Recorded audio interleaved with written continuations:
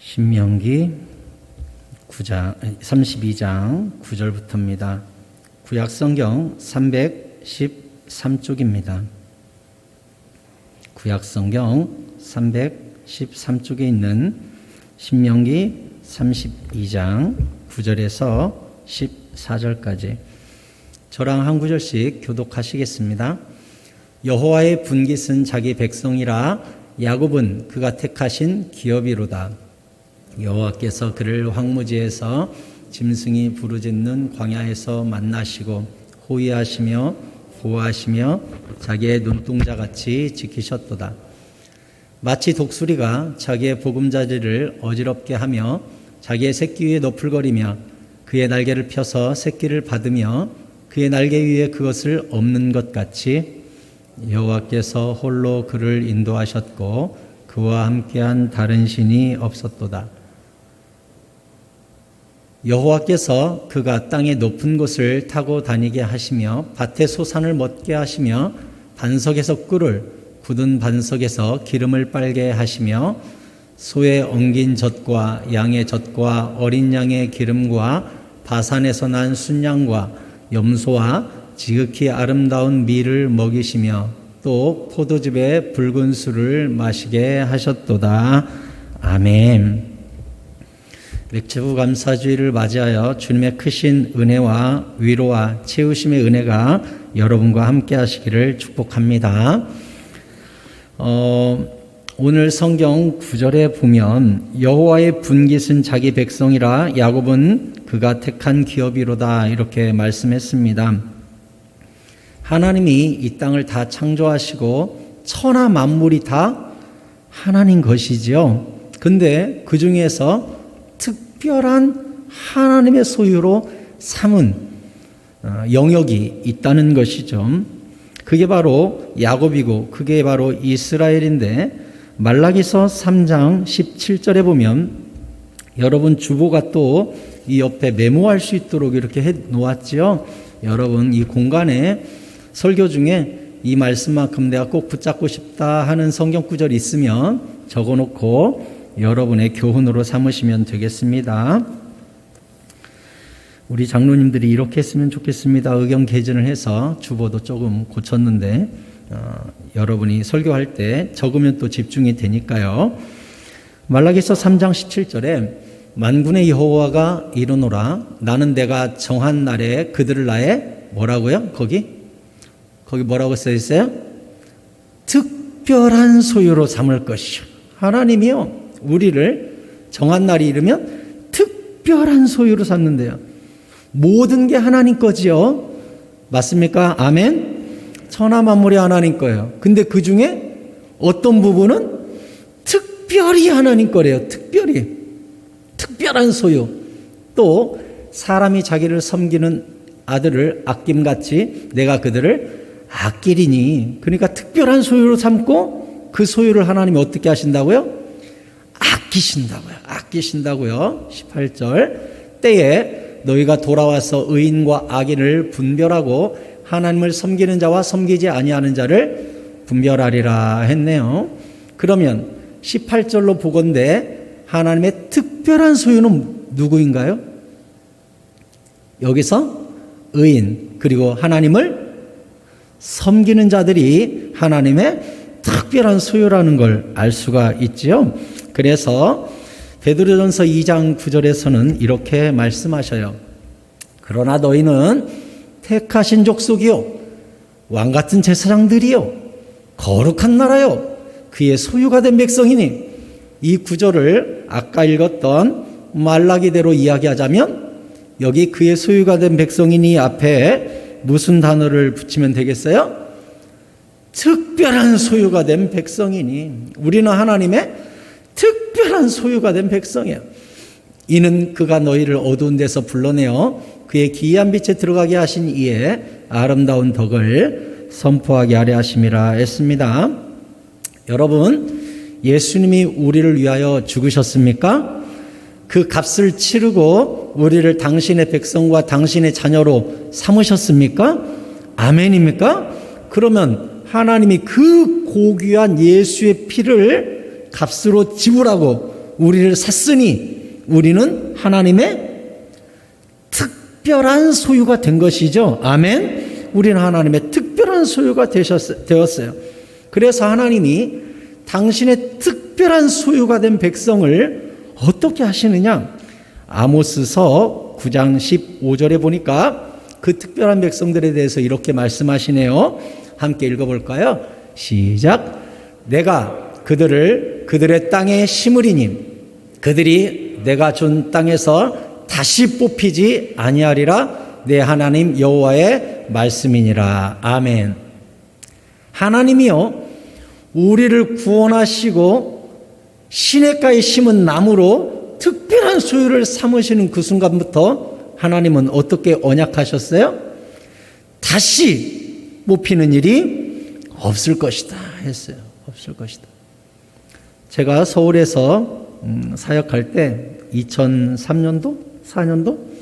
그때쯤 실버대 어르신들 데리고 소풍을 갔는데 소풍을 가서 이렇게 어르신들 보물찾기도 하고 장기자랑도 하고 같이 쑥도 뜯고 재밌는 시간 보내고 휴식을 하는데 제가 그 근처 공원을 이렇게 돌아다니는데 단풍나무가 있는 거예요. 단풍나무가 멋들어지게. 그 단풍나무에서 씨가 떨어져 가지고 밑에 단풍나무 하나가 요만하게 자란 게 있어요. 요만하게 자란 게 딱 이만큼. 와, 이쁘다. 근데 여기 있어봐야 사람들이 주로 다니는 길이라 밟혀 딱 죽기 십상이더라고요. 그래서 제가 그것을 캤어요. 요만한 거 캐가지고 왔어요.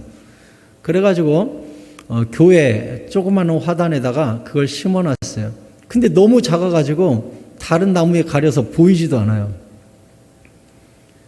여름에 가뭄이 오고 봄에 가뭄이 오면 저는 컵에다가 물을 따라 갖고 가서 다른 나무 절대 안 줘요. 그것만 줘요. 그것만. 다른 나무 많이 있죠. 여기 화단이 제법 그 교회가 넓으니까. 근데 나무 뒤에 조그맣게 있는 이 단풍나무, 그것만 가서 제가 컵으로 늘 물을 줘요. 왜 그래요? 내가 그 나무를 그 산속에서 캐온 책임을 지는 거죠. 책임을. 하나님도 마찬가지예요. 우리를 당신의 특별한 소유로 삼는 순간 하나님에게 뭐가 생겨요? 책임이 생겨요. 우리를 믿음 주시고 예수 믿게 하시고 그 보혈로 특별한 당신의 소유와 특별한 백성으로 삼는 순간 뭐가 생긴다고요? 책임이 생겨요. 하나님이 우리를 어떻게 책임지시냐? 10절. 여호와께서 그를 황무지에서 짐승이 부르짖는 광야에서 만나시고 호위하시며 보호하시며 자기의 눈동자같이 지키셨도다 그랬어요. 하나님 우리를 특별한 소유로 삼으셨으니 그때부터 책임감이 발동하시는데 그 광야에서부터 우리를 만나주시고 호위하시고 보호하시고 눈동자와 같이 지키신다는 거예요. 하루에 7시간 정도 자는 사람 기준으로 하루에 한 사람이 눈을 깜빡이는 횟수가 15,000번 정도 깜빡거린다는 거예요. 하루 종일 우리가 15,000번 정도 눈을 깜짝깜짝 한대요. 하나님께서 우리를 눈동자와 같이 지키신다, 이 말이 무슨 뜻일까요? 하루에 우리를 15,000번 돌아보시고 15,000번 생각하신다는 거예요. 바꿔 말하면 단 1초도 어떤 한순간도 우리에게서 관심을 뗀 적이 없으시다는 거예요. 그런데 우리를 이렇게 지키시는 하나님이 우리를 또 책임지는 방법이 11절에 나와요.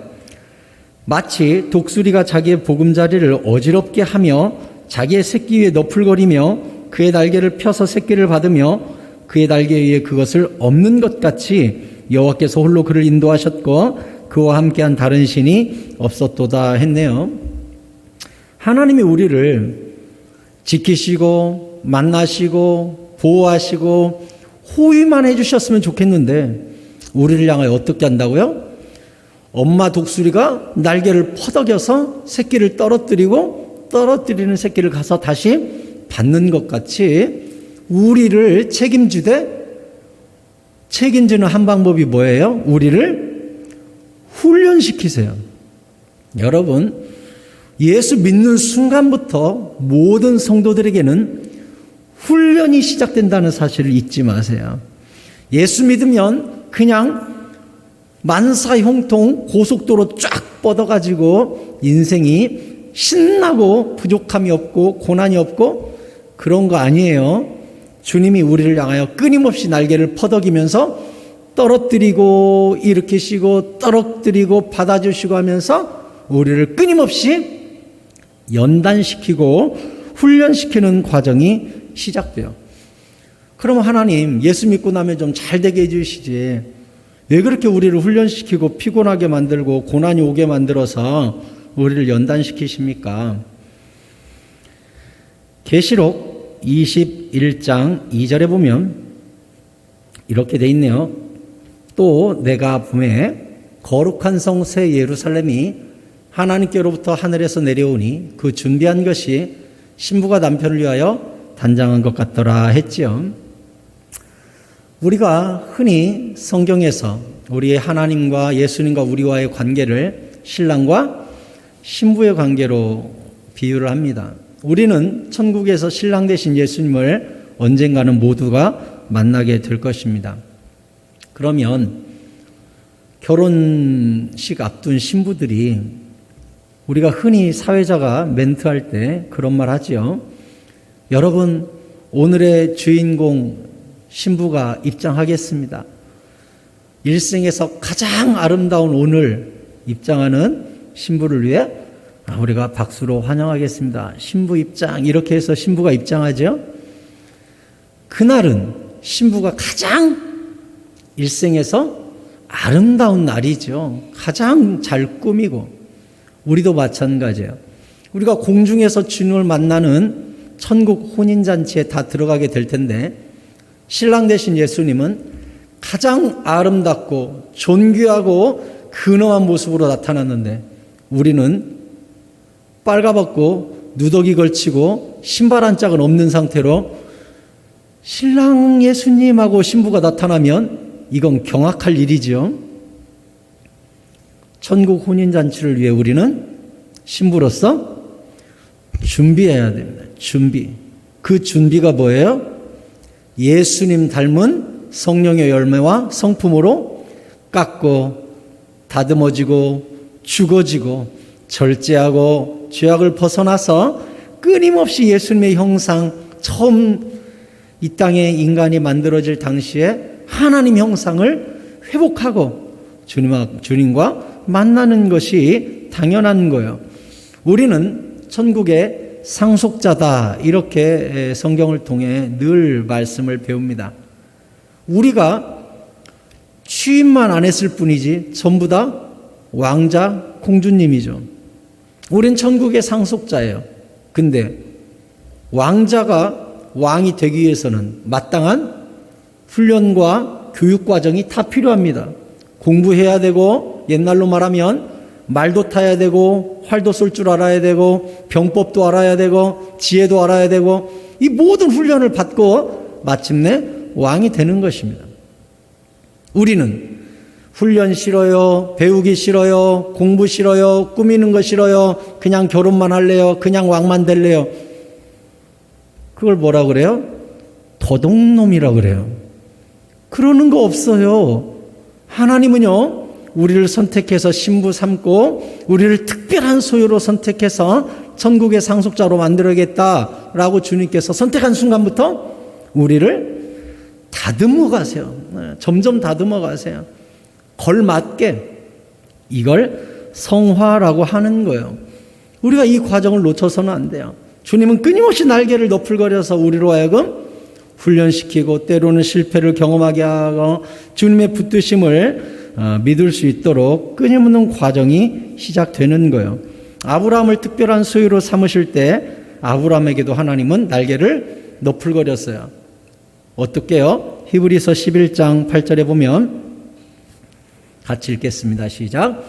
믿음으로 아브라함은 부르심을 받았을 때 순종하여 장래의 유업으로 받을 땅에 나아갈새 갈 바를 알지 못하고 나아갔으며. 아멘. 하나님이 아브라함에게 날개를 막 너풀거리니까 갈 바도 알지 못하고 고향 땅을 떠나는 거예요. 그때부터 아브라함을 끊임없이 훈련시키시지요. 때로는 블레셋에 가고 때로는 애굽에 갔을 때 블레셋 왕이 하나님 앞에 굴복하게 되고 자기 아내 사라를 뺏어감으로 온 나라가 저주를 받게 되고, 이런 과정들을 통해 아브라함은 뭘 깨닫죠? 내가 섬기는 하나님이 굉장히 세구나, 이것을 깨닫게 되죠. 그러니 나중에는 어떤 수준까지 믿음이 올라가요? 이게 처음부터 된 건 아니에요. 처음에는 고향 떠나는 것도 힘들었죠. 근데 이게 계속 하나님이 훈련시키고 날개를 지속적으로 퍼덕이다 보니 어느 수준이 되니까 이삭까지 하나님께 바치는 믿음이 돼요. 그때 무슨 심정으로 바쳤다고 성경이 기록하고 있죠? 죽은 이를 살려낼 수 있는 분이라는 것까지 믿었다는 거예요. 아브라함 수준이 얼마나 올라갔든지. 처음에는 그게 안 됐어요. 막 속이고 거짓말도 했어요. 근데 시간이 지나다 보니까 나중에는 어디까지 올라가요? 아들도 살릴 수 있는 하나님을 신뢰하게 돼요. 이게 왜 거기까지 올라가게 된 거죠? 하나님이 끊임없이 날개를 퍼덕이고 받고 퍼덕이고 받고 하다 보니까 나중에는 스스로 날아오르는 믿음, 담대한 믿음이 된 거예요. 하나님은 이스라엘 백성을 애굽에 있을 때 날개를 퍼덕여서 애굽에서 탈출하게 하셨죠. 애굽 온 땅에 하나님의 날개를 퍼덕였습니다. 그래서 10가지 재앙이 쏟아졌죠.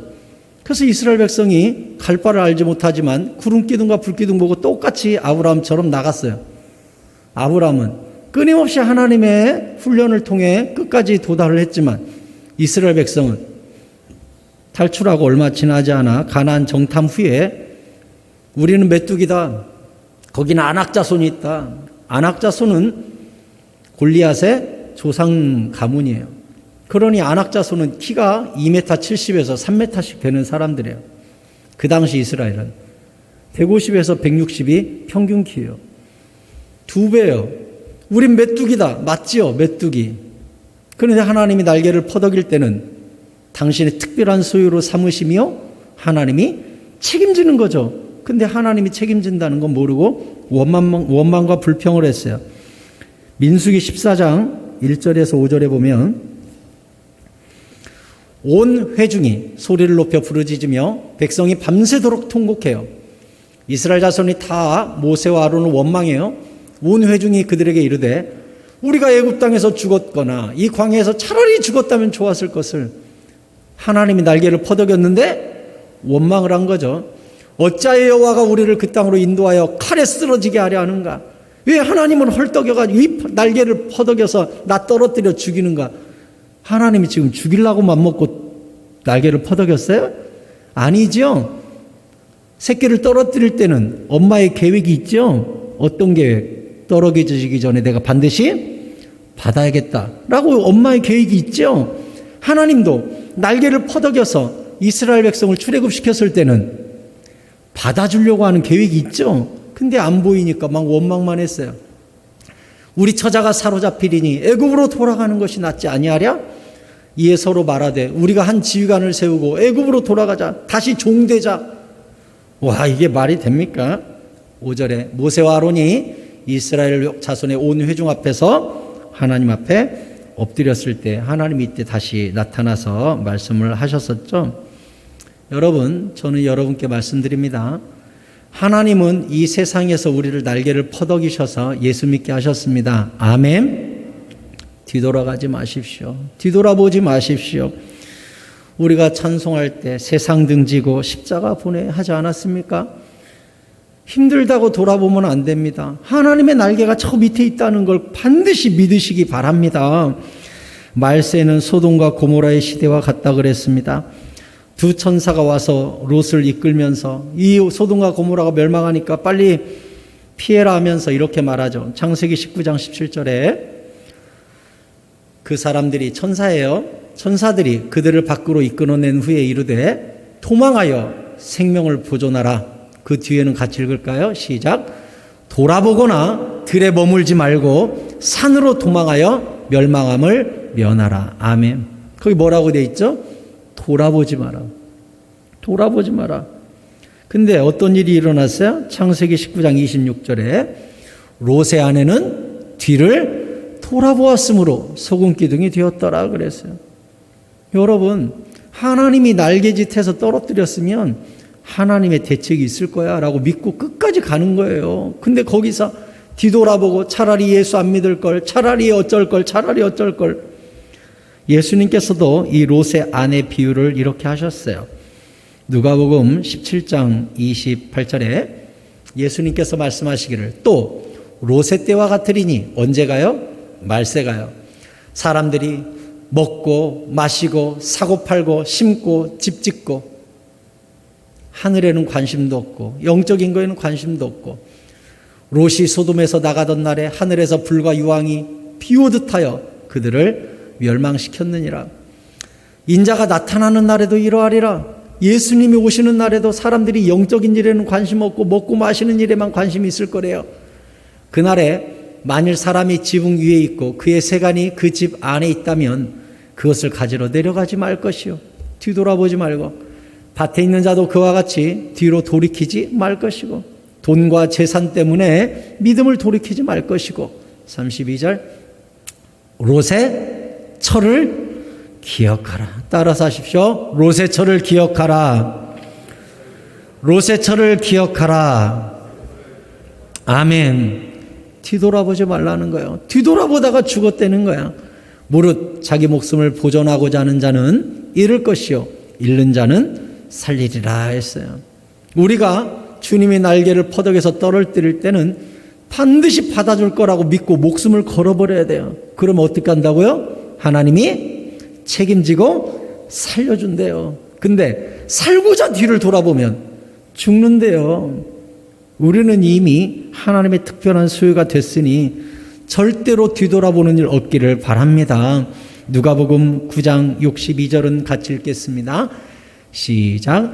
예수께서 이르시되 손에 쟁기를 잡고 뒤를 돌아보는 자는 하나님의 나라에 합당하지 아니하니라 하시니라. 아멘.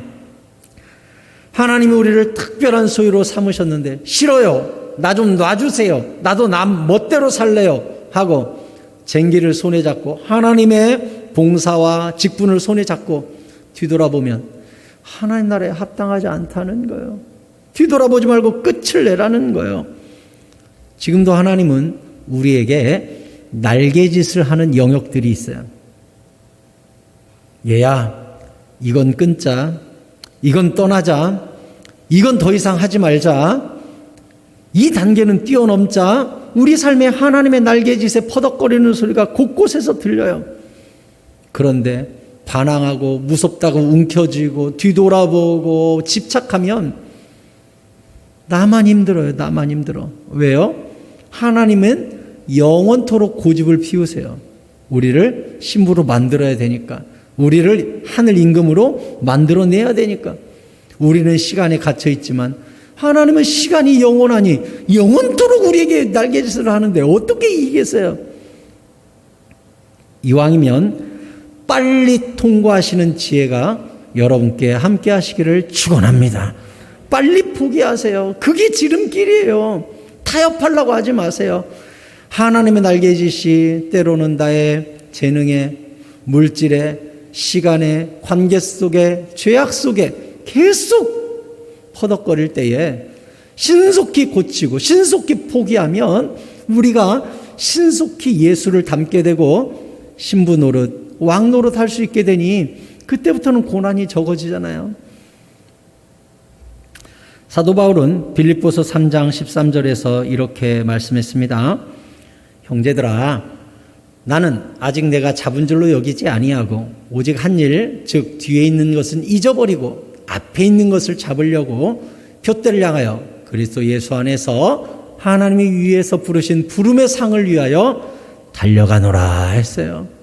뒤돌아보지 않는다는 거예요. 자기는 자기의 과거가 좋았든지 때로는 실패했든지 뒤돌아보지 않고 앞만 보고 하나님이 나를 날개로 받아줄 것을 믿고 천국의 상을 위하여 달려간다는 거예요. 이렇게 하나님께서 우리를 호위하시고 책임지시고 때로는 훈련 가운데서도 받아주시면서 인생 광야를 통과하게 하시는데, 인생 광야에도 어려움이 오지요. 어려움 없는 인생은 없어요. 13절에 여호와께서 그가 땅의 높은 곳을 타고 다니게 하시며 밭의 소산을 먹게 하시며 반석에서 꿀을, 굳은 반석에서 기름을 빨게 하시며 했네요. 오늘 설교 제목이 뭐지요? 반석에서 꿀을이라는 제목인데, 우리 맥주감사절을 맞이해서 상반기를 돌아보십시오. 도무지 돈이 안 벌릴 것 같고 도무지 해결이 없을 것 같은 바위덩어리 같은 문제들을 우리가 많이 만났잖아요. 코로나? 제가 볼 때는 무슨 바위덩어리 같아요, 진짜. 넘기 힘든 바위덩어리 같아요. 그런데 이 큰 바위 절벽 밑에서 이게 왜 내 삶에 나타났는가, 이 절벽은 어떤 의미가 있는가 하고 곰곰이 살피고 있을 때에 그 큰 바위에 한 구멍이 보이는데 거기에 뭐가 있더라는 거예요? 꿀이 있더라는 거예요. 이게 뭐예요? 우리가 흔히 이야기하는 석청이에요. 석청. 석청은 석벌이라고 하는 벌이 바위 틈에다가 집을 지어놓은 그 꿀을 가서 채취한 것을 석청이라고 해요. 굉장히 비싸요. 예전에 제가 TV에서 석청 다룬 다큐멘터리를 이렇게 봤는데 따는 게 쉽지가 않아요. 절벽에 있기 때문에 로프로 내려가고 뭐 길다란 사다리 대고 올라가고 목숨 걸고 가서 따요. 이 석청이요, 일반 꿀하고요 가격이 엄청 차이 나요. 굉장히 비싸요. 하나님께서 이스라엘 백성에게 어떻게 하셨대요? 우리가 평생 사는 동안 수많은 바위를 만나지만 그 바위에서 왜 하나님이 나에게 이렇게 바위를 주시나, 왜 이렇게 하나님이 내 삶에 날개를 퍼덕이시나 하고 곰곰이 살펴보면 그 바위에 뭘 숨겨놓으셨다고요? 꿀을 숨겨놓으셨어요. 자세히 살펴보면 코로나가 우리에게 준 어려움도 있지만 자세히 살펴보면 영적 유익도 있어요. 우리가 얼마나 예배가 소중했는지 몰랐었어요. 회개하게 되었잖아요. 이 일을 통하여 신천지를 비롯한 많은 악인들이 겉으로 드러나게 됐어요. 우리가 못한 걸 보이지 않는 바이러스들이 해냈어요. 얼마나 신기한지 몰라요. 제가 선교사님들 글을 읽어보니까 이슬람의 메카 메디나에서 이슬람이 창설된 이래 처음으로 올해 예배가 멈췄다는 거예요. 성지순례가 금지됐다는 거예요. 그걸 기독교가 할 수 있어요? 그걸 우리가 할 수 있어요? 주님이 이슬람 예배도 막으셨어요. 신기한 거예요. 이런 것들 보면. 무엇이죠? 반석에 꿀이 박혀 있는 거예요. 곰곰이 살펴보면 거기에 하나님의 위로와 뜻과 축복이 박혀 있는 거예요. 여러분, 반석만 보지 마세요. 그 안에 들어있는 하나님의 심오한 은혜와 하나님의 섭리와 하나님의 계획과 하나님의 복을 우리 모두가 발견할 수 있게 되기를 바랍니다.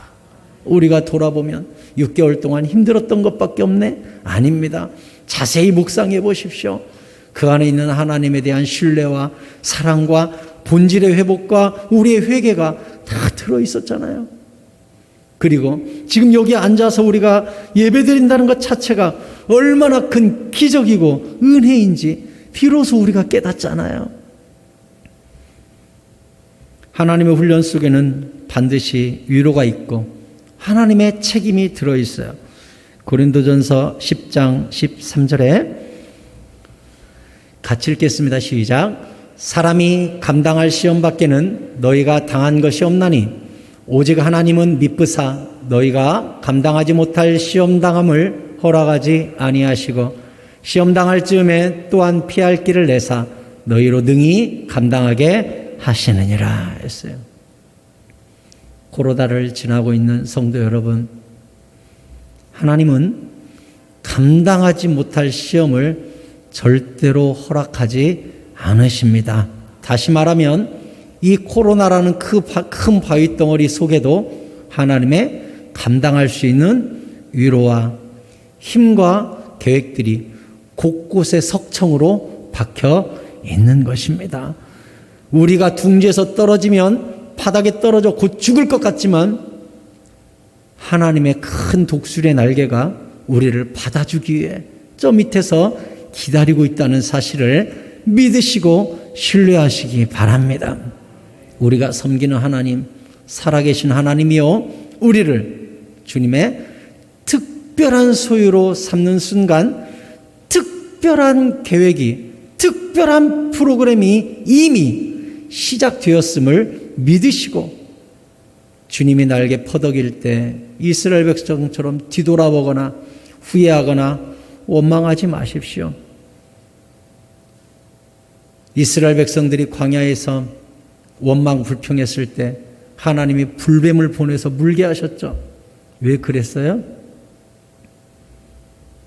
진짜 영혼을 죽이는 독은 뱀독이 아니라 원망과 불평이 자기를 죽이는 거라는 걸 알려주기 위해서 뱀을 보내서 물게 하신 거예요.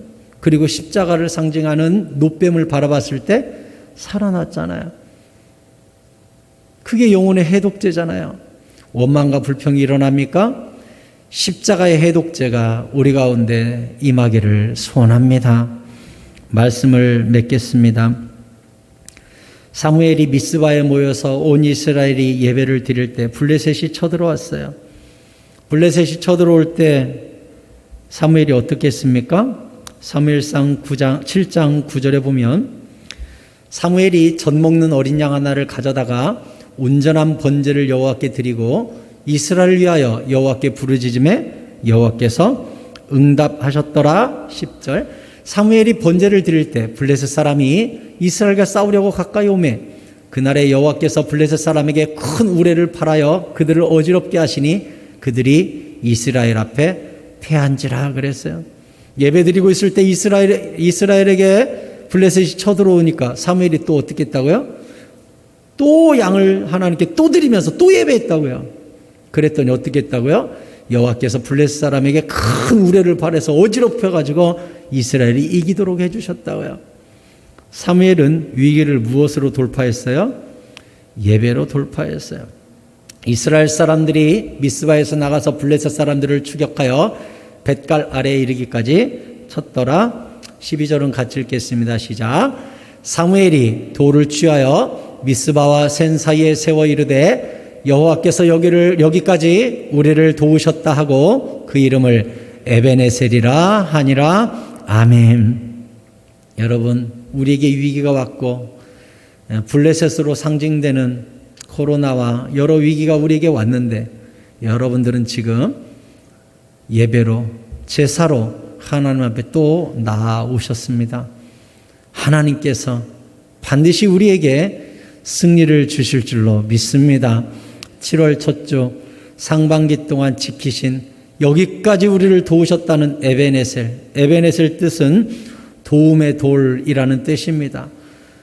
우리를 여기까지 도와주셨던 도움의 돌 에베네셀의 돌이 연말 2020년 마지막 날에 또다시 우리 입에서 또 여기까지 하나님이 에베네셀로 도우셨노라 이야기할 수 있는 은혜가 우리에게 있기를 바라고, 이 에베네셀의 은혜가 결국 우리 여호와 하나님 앞에 우리가 섰을 때에, 언젠가 주님 만났을 때에 이 순간까지도 에베네셀의 하나님이 나를 인도하고 지키시고 특별한 소유로 삼으시고 책임지시고 인도하셨음을 감사합니다 하는 신앙 고백이 우리 모두에게 있을 줄로 믿습니다. 그것은 나의 믿음과 상관없이 반드시 하나님이 그렇게 하십니다. 왜요? 우리를 특별한 소유로 사셨기 때문에 하나님의 신실하심을 신뢰하는 우리 새사랑 성도님들 다 되시기를 예수 그리스도의 이름으로 축원드립니다.